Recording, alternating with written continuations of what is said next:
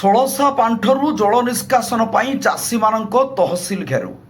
ବାଲିଆପାଳରେ ଲଘୁଚାପ ଜନିତ ଲଗାଣ ବର୍ଷା ସାଙ୍ଗକୁ ଜଳକା ସୁବର୍ଣ୍ଣରେଖା ନଦୀରେ ଆସିଥିବା ବନ୍ୟା ବାଲିଆପାଳବାସୀଙ୍କ ପାଇଁ ଦୁଃଖ ନେଇକି ଆସିଛି।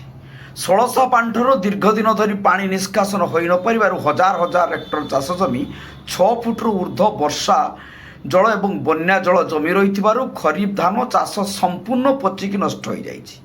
विशेष कर जामकुंडा पंचायत ठारू पंचुपाली पर्यंत दीर्घ 13 किलोमीटर लंब एवं 5 किलोमीटर ओसार विस्तीर्ण चाष जमी एवं भी जलमग्न।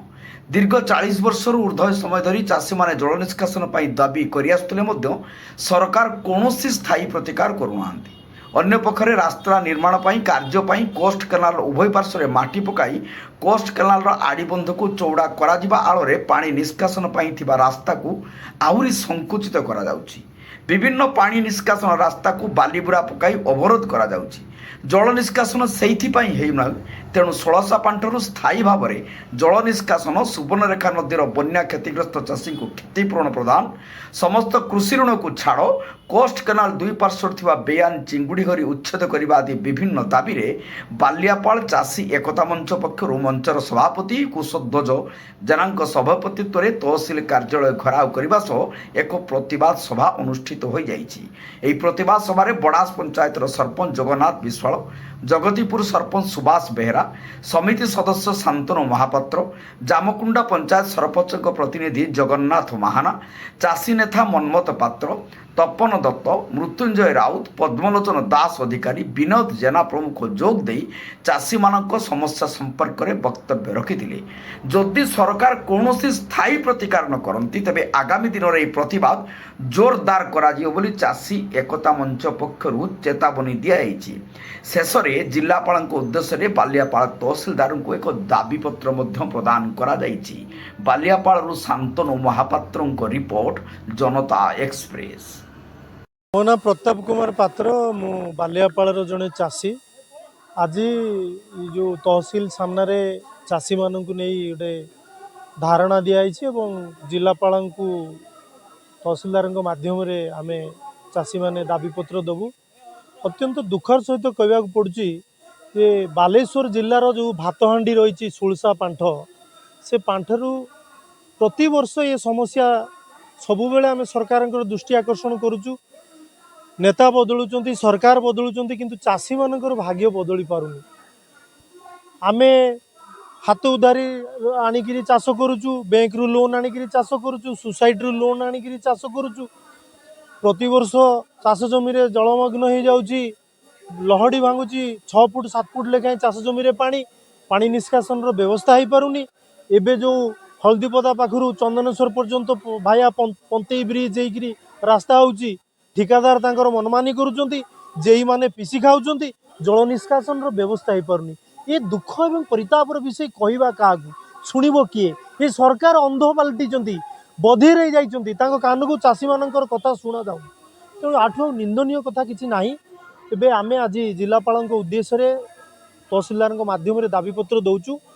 यथाशीघ्र आम चाषी मानकर दाबी जदि सरकार न शुणती ताहले ये आंदोलन व्यापक हेबो एवं पुणी थरे बालियापाल माटी कौ प्रकार आंदोलन करिपारे सेटा सरकार को देखै दो। महापात्र दक्षिण बालियापाल जो चाषी एकता मंच तार आम आवाहक सदस्य घटना होची जो षोळशा पांठ से 18,000 20,000 एकर एपटे बड़ासुरु पंचुपाली, एपटे आमर बालीकुटी जामकुंडा, यहाँ हूँ 13 किलोमीटर, यार उसार हूँ 5 किलोमीटर। यहाँ हूँ आम दक्षिण बालियापाल बालेश्वर जिला भातहांडी कहले अत्युक्ति हम ना। किंतु वर्तमान आम देखुचु सरकार बदलुंट, राज्य सरकार मानकर आंतरिकता नहीं। यह सहित सरकारी जो अधिकारी माने अछंती कर्मचारी से माने केवल निज दरमा गंडिक नौचंती, आउ किमिति कॉन्ट्रैक्टर बाटे निजर पिसी नेबे सेथिपाई से तत्पर। चाषी मानक कथा से जीवन दिन चिंता करंतिनी। जो चाषी मानक कथा चिंता करिथांते आज जो अवस्था होईची जे पानी जो भर्ती होईकी अछि, ए पानी भर्ती पाई दायी किए? एही माने ही दायी, एही मानक अपारगता। तेणु तुरंत जदि यार स्थायी प्रतिकार करानो जाए पानी निष्कासन करानो जाए ताहले आगामी दिन में चाषी आंदोलन और व्यापक हम यह सहित जो मैंने चाष कर चाषी मैंने क्षतिपूरण चाष क्षतिपूरण एवं जो ऋण छाड़ ताकू कराऊ एटा हूँ आम मानकर दाबी जदि एथिरू सरकार विच्युति हुंती ताहले सेतिपाई परवर्ती कार्यपाई सरकार ही दायी रही।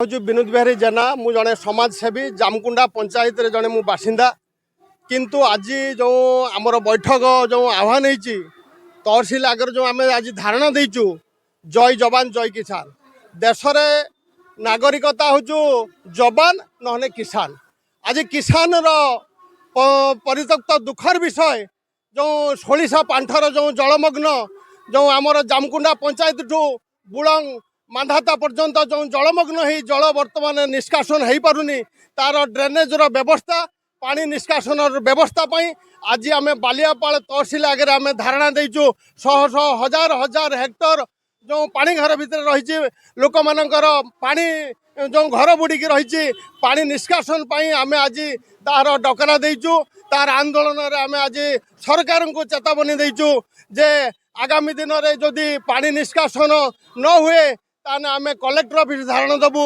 आज तहसिल ऑफिस रे धारणा देचु तेणु आगामी दिन में आम कलेक्टर ऑफिस रे भी धारणा देबू एथिपाई आम जाग्रत होइचु चाषी जय जवान जय किसान जय हिंद जय जगन्नाथ।